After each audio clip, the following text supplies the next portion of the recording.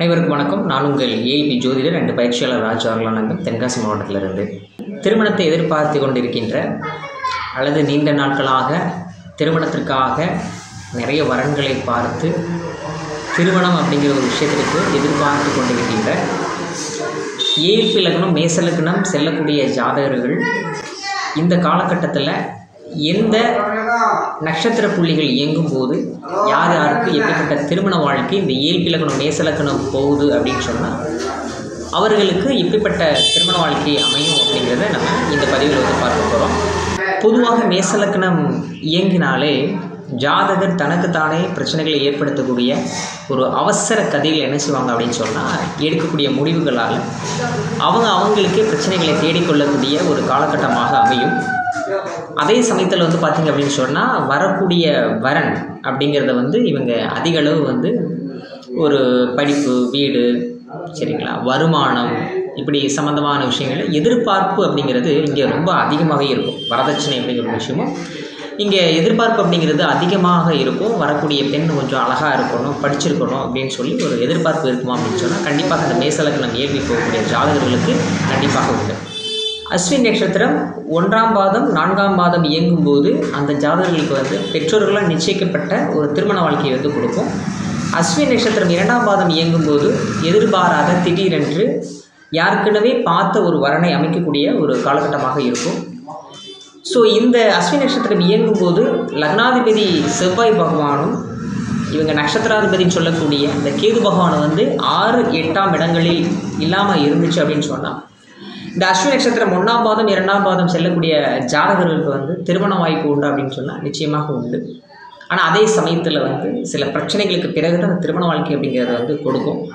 என்ன காரணம் அப்படின்னு சொன்னால், ஜாதகரை போய் என்ன செய்வார் அப்படின்னு சொன்னால், கடன், நோய், வம்பு வழக்குகளை ஜாதகர் சமீபமாக ஒரு அக்டோபர் மாதத்திலிருந்து ஒரு 4 மாத காலங்கள் இந்த ஜாதகர் சந்திப்பாருன்னா கண்டிப்பாக சந்திப்பார். ஸோ அது சார்ந்த ஒரு எண்ணங்கள் இந்த ஜாதகருக்கு அதிகமாக இருக்கும். அப்படிங்கிறனால அந்த திருமண வாழ்க்கையை தள்ளி போடுவாங்களா, கண்டிப்பாக தள்ளி போடுவாங்க. ஸோ அதை தவிர்த்துட்டு இவங்களுக்கு அஸ்வினி நட்சத்திரம் 1ஆம் பாதம் 2ஆம் பாதம் செல்லக்கூடிய ஜாதகர்கள் இந்த லக்னாதிபதி செவ்வாயும் நட்சத்திராதிபதி கேதுவும் 6, 8 இல்லாமல் இருந்துச்சு அப்படின்னு சொன்னால் கண்டிப்பாக இந்த 2-4 மாதத்துக்குள்ளே திருமண வாய்ப்பு உண்டாகுன்னா கண்டிப்பாக உண்டு. ஸோ உடல் அப்படிங்கிற ஒரு விஷயம் பார்த்திங்கன்னா ஒரு அழுத்தமான ஒரு சூழல் இருக்குமானா கண்டிப்பாக இருக்கும். தொழில் சார்ந்த அழுத்தம்ங்கிறது ஜாதகர்களுக்கு இருக்குமானா கடந்த காலத்திலிருந்து கடந்த 30 நாட்களாகவே ஜாதகர்கள் பார்த்திங்கன்னா இந்த தொழில் சார்ந்த அழுத்தம் அப்படிங்கிறது நிச்சயமாக இருக்கும். ஸோ இதனால் ஒரு இயல்பறியான ஒரு நிலை இந்த அஸ்வினி நட்சத்திரம் 1ஆம் பாதம் 2ஆம் பாதம் இயங்கக்கூடிய ஜாதகர்களுக்கு இருக்கும். அஸ்வினி நட்சத்திரம் 4ஆம் பாதம் இயங்கக்கூடிய ஜாதகர்கள் பெற்றோர்கள் நிச்சயிக்கப்பட்ட திருமணமாக அமையும். அதே சமயத்தில் இவங்க எதிர்பார்க்குற மாதிரி ஒரு திருமண வாழ்க்கை அப்படிங்கிறது பார்த்திங்கன்னா வெளியூர், வெளிநாடுகளில் இருக்கக்கூடிய ஒரு வரன் அப்படிங்கிறது தான் இந்த காலகட்டத்தில் அமையும். இந்த ஜூன், ஜூலைக்குள்ளே பார்த்திங்கன்னா திருமண வாய்ப்பை ஏற்படுத்தும் அப்படின்னா கண்டிப்பாக ஏற்படுத்தும். வரன் நட்சத்திரம் 1ஆம் பாதம் இயங்கக்கூடிய ஜாதகர்கள் கடந்த காலத்தில் இந்த காதல் வயப்பட்டிருந்தீங்க அப்படின்னு சொன்னால் இந்த அக்டோபர் மாதத்துக்கு பிறகு இந்த காதல் அப்படிங்கிற ஒரு விஷயத்தில் ஒரு சிறிய பிரிவை கொடுக்கும். இந்த கம்யூனிகேஷன் சம்மந்தமான விஷயத்தில் ஒரு பிரச்சனை ஏற்படும் அப்படின்னு சொன்னால் நிச்சயமாக பிரச்சனைகள் ஏற்படும். இளைய சகோதரத்தால் இந்த திருமணத்தை தள்ளிப்படக்கூடிய ஒரு பிரிவையும் தள்ளிப்படக்கூடிய ஒரு காலகட்டமாக அமையுமா அப்படின்னா நிச்சயமாக அமையும். ஸோ ஏதாவது ஒரு பிரிவு பரண நட்சத்திரம் 1ஆம் பாதம் போகக்கூடிய ஜாதகர்கள் சந்திப்பாங்களா அப்படின்னா நிச்சயமாக சந்திப்பாங்க.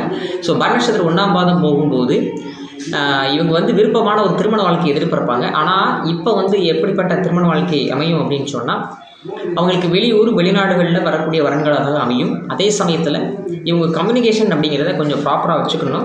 இளைய சகோதரம் சம்மந்தமான விஷயங்களையும் கொஞ்சம் கவனமாக இருக்கணும். முயற்சி அப்படிங்கிறது கடனாக போகக்கூடிய ஒரு காலகட்டமாகவும் விரயமாக காலகட்டமாக இருக்கிறதுனால திருமணத்திற்காக இந்த நிகழ்வு ஏற்படும் அப்படின்னா நிச்சயமாக ஏற்படும்.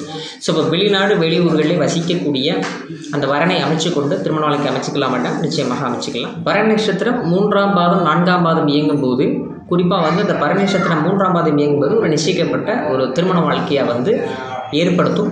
அதே சமயத்தில் அவர்களுக்கு ஒரு ஜூன், ஜூலையில் ஒரு நல்ல வாய்ப்பு ஏற்படும். ஸோ அதை பயன்படுத்திக்கிறது ரொம்ப நல்லது.